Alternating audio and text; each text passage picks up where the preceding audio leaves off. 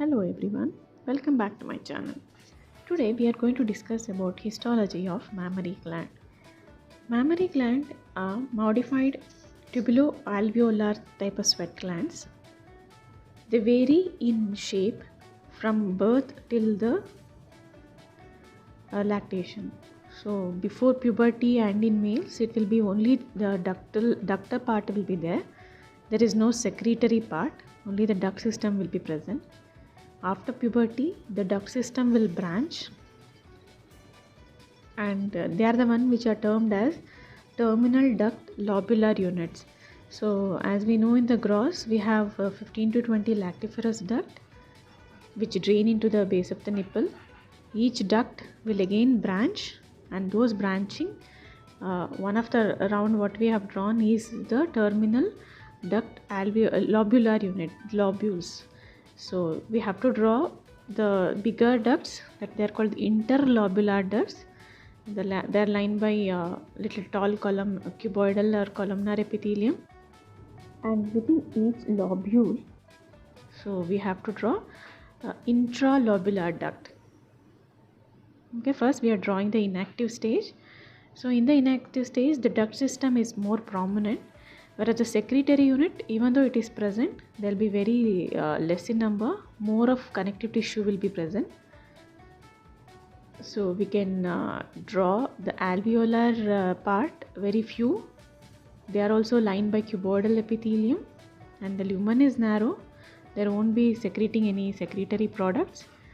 The number of alveoli are less, and you have plenty of intralobular connective tissue. The one which is within each lobules, the connective tissue, they are very loose connective tissue, and they are hormonally sensitive. They are especially important in the lactating breast. So each alveoli, they are lined by cuboidal epithelium with a narrow lumen, and in between them we have a loose connective tissue which is hormonally sensitive.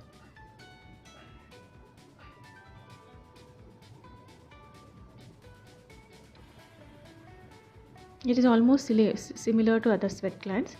The intralobular duct. The extralobular duct is nothing but the finally drain into lactiferous duct. So cuboidal epithelium, please keep the round nucleus.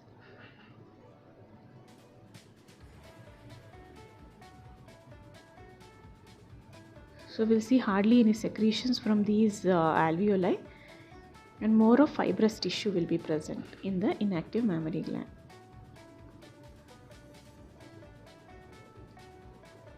So we are drawing a few blood vessels also, and adipose tissue. So in inactive we have plenty of adipose tissue. So duct system is prominent, less of alveoli which are inactive, and plenty of adipose tissue will be present. So you can write the group of adipose cells more in number in inactive mammary gland. The interlobular connective tissue is dense regular connective tissue, and it is very dense. So make sure you write it dense, and within the lobule it's loose connective tissue.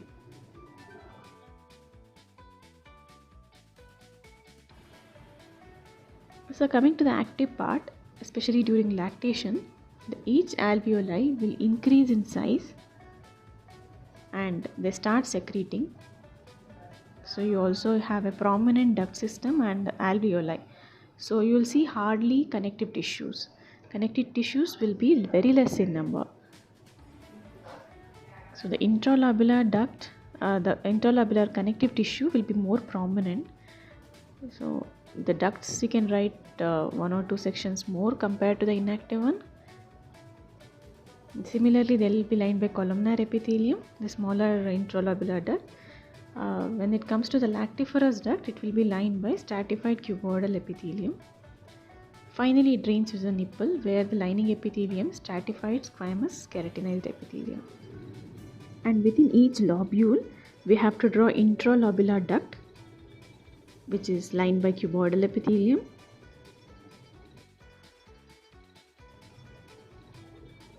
The secretory alveoli will differ compared to inactive one. They will be bigger in size, There will be hardly any loose connective tissue between the alveoli, but loose connective tissue will be very important. They'll be very sensitive to the hormones, especially the prolactin, which stimulate the alveoli to secrete, and each secretory units will be lined by high cuboidal or columnar epithelium, and inside also they'll be having a secretory material.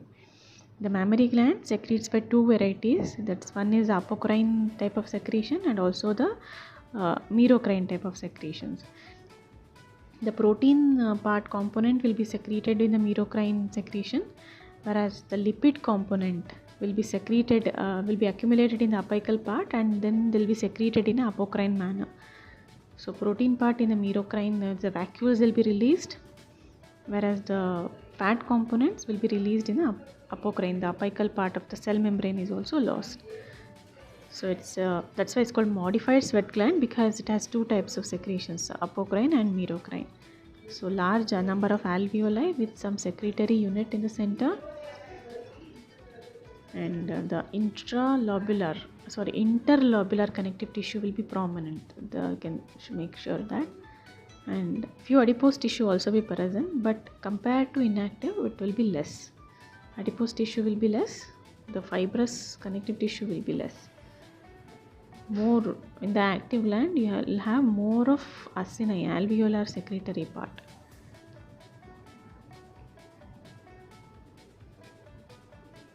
So that's how you can differentiate active and inactive mammary gland. I hope this will be useful. If you like the video, please give a thumbs up. If you are new to my channel, please subscribe and watch. Thank you.